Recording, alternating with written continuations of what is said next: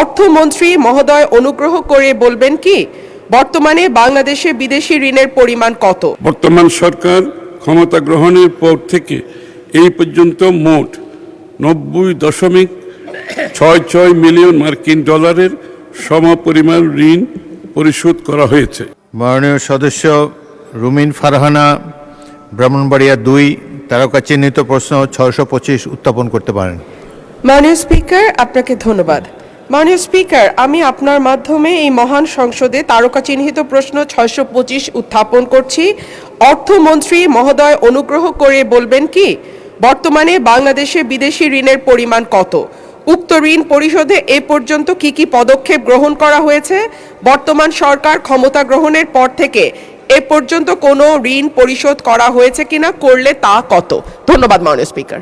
মাননীয় মন্ত্রী। ধন্যবাদ মাননীয় স্পিকার।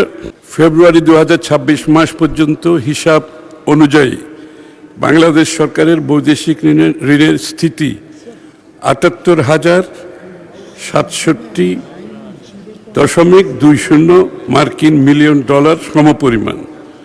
অর্থনৈতিক সম্পর্ক বিভাগ সরকারের পক্ষে বৈদেশিক ঋণ পরিশোধ করে থাকে।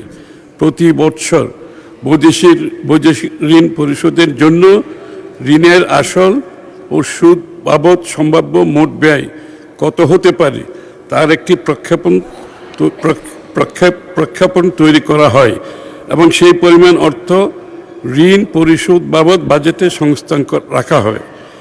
বাজেট বরাদ্দ ব্যবহার করেই সারা বছর পরিশোধ সূচি অনুসরণ করে ঋণ পরিশোধ করা হচ্ছে।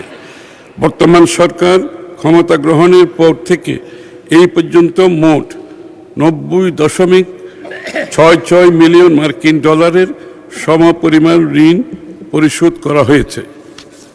আপনাকে ধন্যবাদ মাননীয় স্পিকার।